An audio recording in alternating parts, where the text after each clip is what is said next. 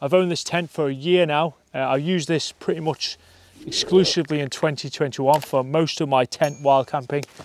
So I feel now I'm in a position after camping on it on beaches, mountains, in the snow. I've used it for motorcycle camping and bike packing. So I feel like I can give this tent a true appraisal. This tent, I paid for it with my own money. You can buy them on Amazon and AliExpress, which is like the Chinese version of eBay. I'll give you some pros, what I do like, and some cons, what I don't like about it. Is this the best budget, lightweight backpacking tent? Let's find out. Pack size then, so 45 centimeters by 13 across, and this weighs about 1.7 kilos for this version, which is the 20D silicone coated nylon. What's in the bag then? You get the inner tent, you get the outer fly sheet, you get the aluminium pole system, which is 7001 aluminium. You get 8 pegs and then the guy lines. And the good thing about the Naturehike tent is it comes with a footprint as well. I'll talk a little bit more about the footprint as we go on. So the tent has a 4000mm hydrostatic head, so it's very waterproof. Dimensions of the tent are 100 centimeters tall, so it's really easy to sit up in. 125 centimeters wide and 210 centimeters long, give or take. I know some people have said theirs aren't that long, but mine is.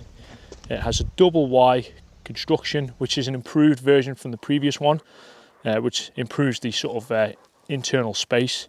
The inner fly is made from a B3 polyester yarn, and the tub, which is the bottom of the tent, is made of 20D nylon as well.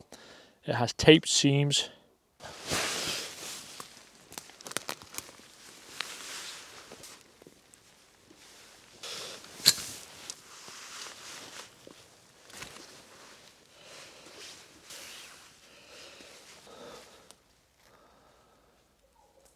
I was very skeptical about these poles when I first got them, because I thought there's no way they're going to last, especially with this like string. I thought, but I've absolutely abused it and it's been good. So once you've got the inner sorted, you simply just click this together to form the double Y construction, and you'll see there's these little holes in each corner where this just props on into. It's quite useful. Right, let's do that.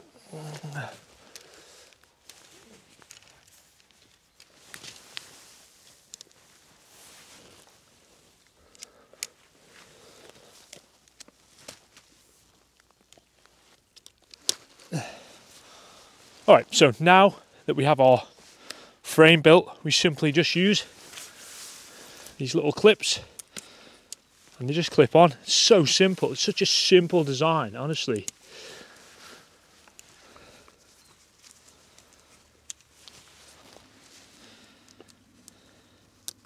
Which again, just throw over the top.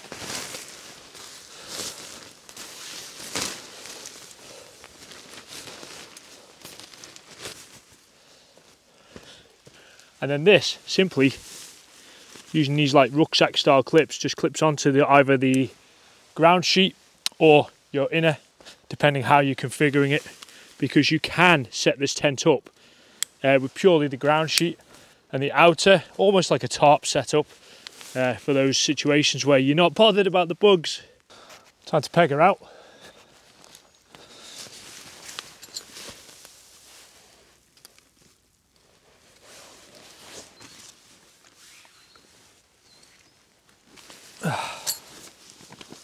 I've used this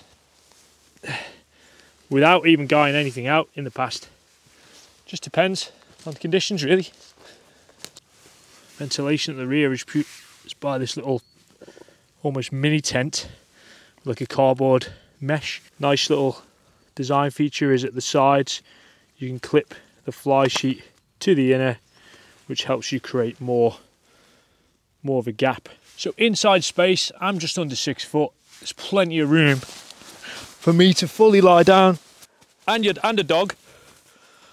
I've got plenty of room in here. It's not the easiest doing a tent review with a Weimar on it. Hang on, go. Yeah, plenty of room to sit up. That was one of my gripes with the OEX Fox 2. I did a winter camp the other day. You can be in the tent for like 14 hours. So you need to be able to sit up comfortably inside the tent. Plenty of space.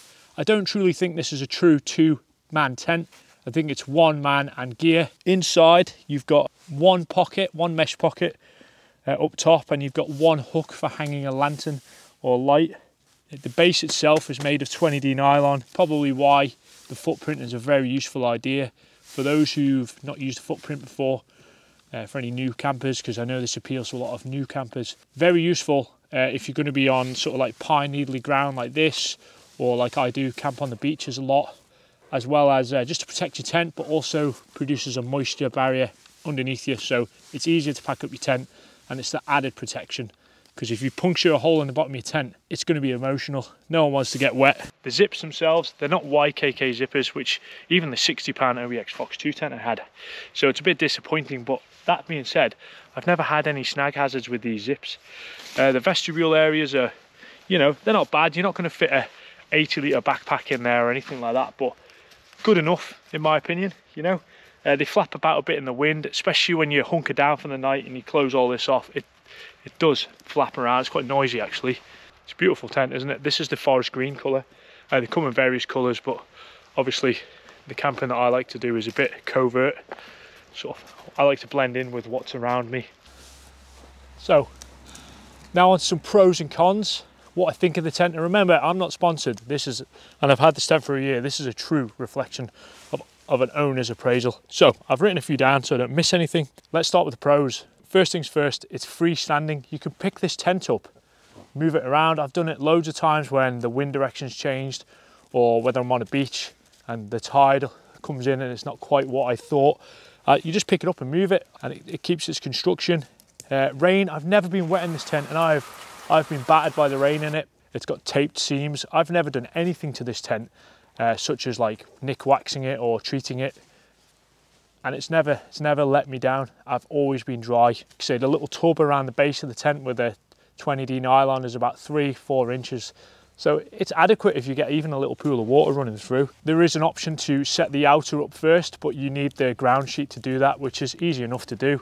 So if it is raining, you can do it that way. It's not ideal, but it works. It's so easy to set up. Really good for beginners. It takes me on average about 4 minutes to set up. Top tip, if you're ever setting this up on windy conditions, carabiner or a little guy line to your backpack.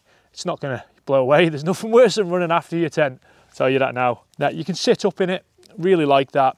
It's durable. I'm not one of these people that's soft with their gear. It gets launched in and that's it. It has to survive. Or it is lightweight. It's only 1.7 kilograms. If you go for the cheaper alternative, which is that 2010T, I think it's called, material, that's about 1.9 kilograms. It's still fairly light. It's not as robust. It's not as waterproof. I think that one is a 3,000 millimeter hydrostatic head. This is 4,000. The OEX Fox 2, by the way, which was £60, is 5,000. Now onto a few cons. So the pegs that it comes with are really small. Yeah, they're lightweight, but they're not great. They ping out pretty easy. In fact, some pinged out here today and there's not a breath of wind in here. Yeah, there's only one mesh pocket in the tent. I mean, I like to have a few things around me for gear and, I don't know, hand warmers and stuff, whatever. It's always nice to have more storage. The zips aren't YKK. You know, I feel like at this price point, this tent is from like 100 to 150 pounds, depending on where you buy it.